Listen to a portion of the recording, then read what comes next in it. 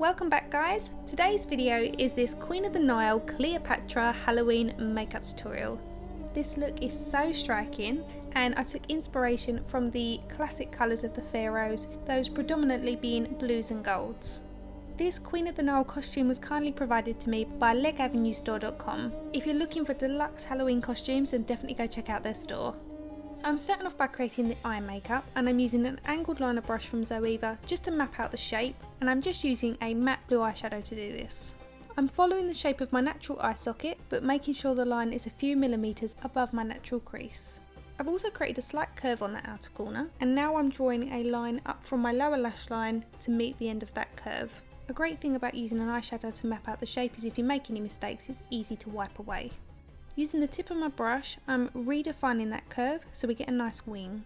If you prefer, you can start with your line first from the outer corner and then create that little curve up towards the socket, making sure that you're still keeping it a couple of millimetres above your natural crease. Now we've got the rough guide, we're going to start working into it. I'm taking Maybelline's Colour Tattoo eyeshadow in Eternal Gold, and this is going to be the first colour we lay down over the lid, taking it right up to the top of our guideline. This is going to be our foundation eyeshadow. It's going to keep everything in place, and having this down first is going to help the other colours look more opaque. Because this is a cream eyeshadow, I'm using a synthetic bristled brush to apply this. Next up is MAC's Chromaline in High Def Cyan. Taking another synthetic flat shader brush, I'm placing this colour on the outer third of the lid and making sure to stay within the guidelines. When we get towards the centre of the lid, I'm going to start feathering that colour across into the gold. To do this you need a very light hand, and you need to have already placed down the majority of your product, so you've only got a small amount left on your bristles. That way only a small amount of the product is going to transfer onto the lid. Then before that sets in place, I turn my brush over to the clean side and use that just to blend the two colours together. Going back to my angled liner brush and some of that high def cyan, I'm using that to fill in the wing so we get a nice crisp clean finish. I'm going to drag what's left on the bristles through the socket line that we've created, edging towards the front half of the eyelid. And you want to repeat that on both sides. Going into another Maybelline Colour Tattoo eyeshadow, I'm taking Everlasting Navy on an angled liner brush, and I'm going to trace over the outer wing to darken the outer corner and fade into the blue. You may be questioning why we applied the blue first if we're only going to go over it with a darker colour, but it's about layering and creating longevity, so if you sandwich those colours together, it's going to last a lot longer. So I've only applied a very small amount, and I'm working that in to create that nice crisp wing and create a nice gradient between the darker blue and the lighter blue. Remember, these are only our base colours, we're going to be going over these with pigments to really give it a nice punch of colour. Don't worry if you don't have any pigments, you can always layer these Maybelline tattoo eyeshadows to really build up the opacity. You can always work with what you've got. And once again, you want to repeat this step on the other eye. Moving on to pigments, I'm taking Inglot Duraline, which is a mixing medium, and I'm mixing that with a really nice cobalt blue pigment. Unfortunately, I don't know who this pigment is by because the label has come off of the pot, but companies such as Makeup Geek, Peaches and Cream, Makeup Forever, they all do pigments. Just find one that's in your budget and the colour that you like. After mixing the pigment with a couple of drops of Duraline, I'm using an eyeliner brush to trace the wing on the outer edge. Because this pigment has been mixed with a mixing medium, the pigment can sometimes come out a bit wishy-washy. That's why it's important to have your base colours underneath. So now the majority of the colour has been laid down, I'm using what's left on the bristles to feather the colour across into the blue. And remember, you need a nice light hand when you're doing this. I've flattened the end of the bristles, and I'm just going to perfect the wing by extending it up and creating a nice sharp point. If you make a mistake at any point, like I'm about to show you, it's so easy to wipe away a pigment. You take a cotton bud and a small amount of makeup remover and lightly wipe over the top of it. Because we've got the Colour Tattoo eyeshadow underneath, that's not going to budge.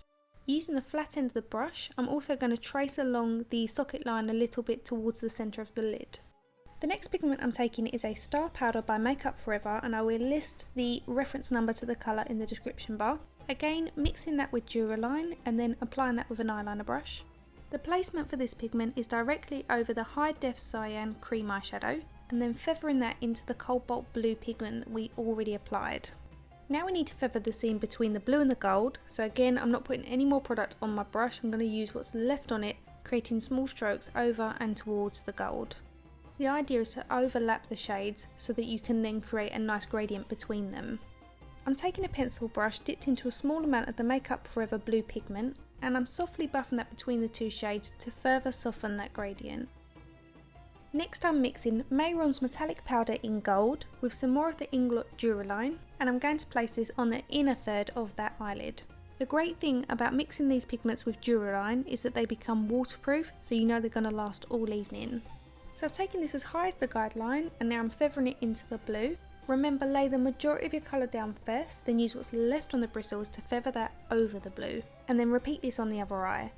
Now don't worry if your eye shape isn't completely the same. I've got one lid slightly bigger than the other, so I've done my best to make them as symmetrical as possible, but they're never going to be perfect. You can only do the best you can with the eye shape that you've got.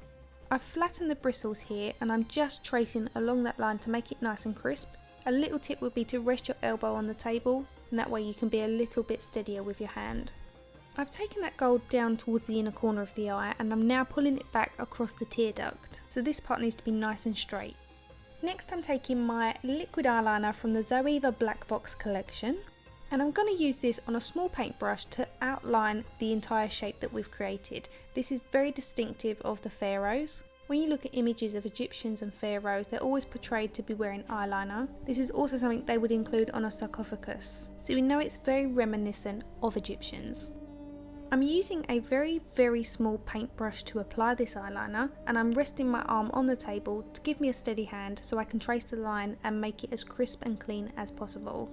We are going to be applying a nice thick eyeliner across the top lash line, but we really want this line to be nice and delicate. Again, I wanted to show you if you go wrong, you can simply dab over it with your finger, wipe it away with a cotton bud, and then carry on, and it will still be beautifully crisp. So hopefully that just reiterates the importance of layering your products. You're less likely to disturb the surface if anything like this should happen, and you can be sure that the colours are going to last all night. So just continue that to the very end of your wing. Using that same liquid liner but on a thicker brush this time, I'm going to take that all the way across the top lash line. Once you've gone from the inner corner to the outer edge, we're now going to start thickening that wing.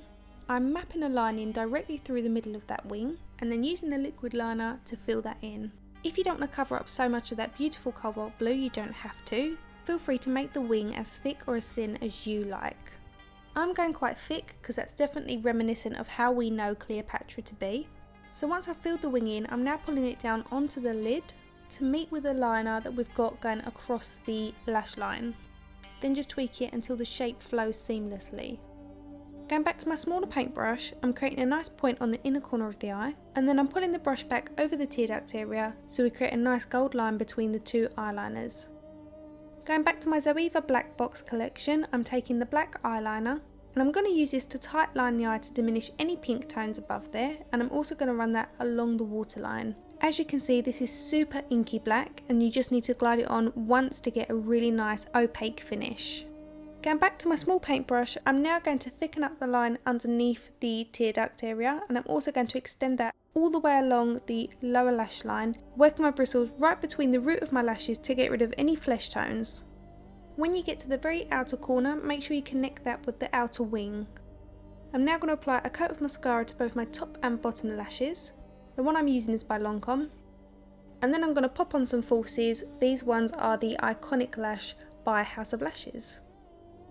Again, if you do your research into Egyptian makeup, you'll see that there are what appears to be symbols underneath the eyes. I don't know if they are hieroglyphics of any kind, but they're very distinctive and reminiscent of Egyptian makeup. So I'm using my tiny paintbrush to create what I can only describe as a little hook underneath the eye, or the bottom of an umbrella handle. You want to be able to look in the mirror and maybe do a bit of eyeliner on each eye as you go to try and get them the same, because you want them at the same length and the same angle.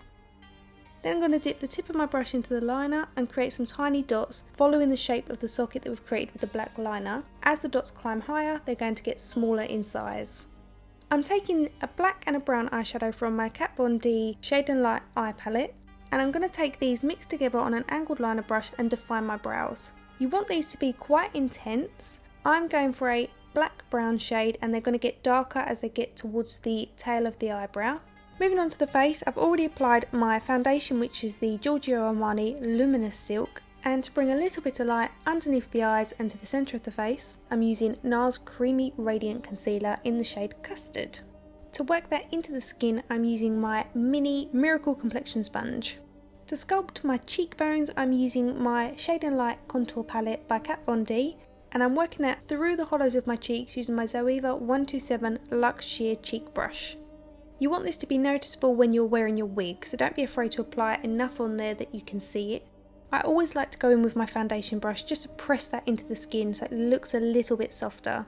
If you're going to wear a wig with a centre part in, then make sure you apply some around your hairline.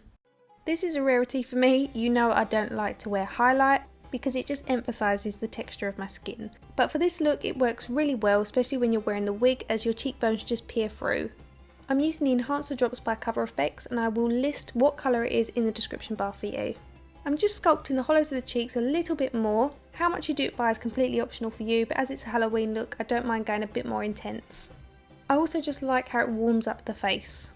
Going back to my Mehron metallic powder in gold, I'm mixing that with a little bit more of the Duraline, and I'm going to apply this to the lips. This will give you a kind of matte metallic finish, but if you want something that's glossy, by all means mix the pigment with a clear lip gloss.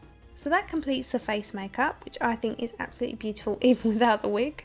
And then for the wig, I actually really struggled to find one that I liked. I already had a shoulder length brown wig, and then I hopped onto eBay and bought a black fringe and 2 side bangs. And then I just popped on my costume from the Leg Avenue store, and that completed my Cleopatra Egyptian Goddess look.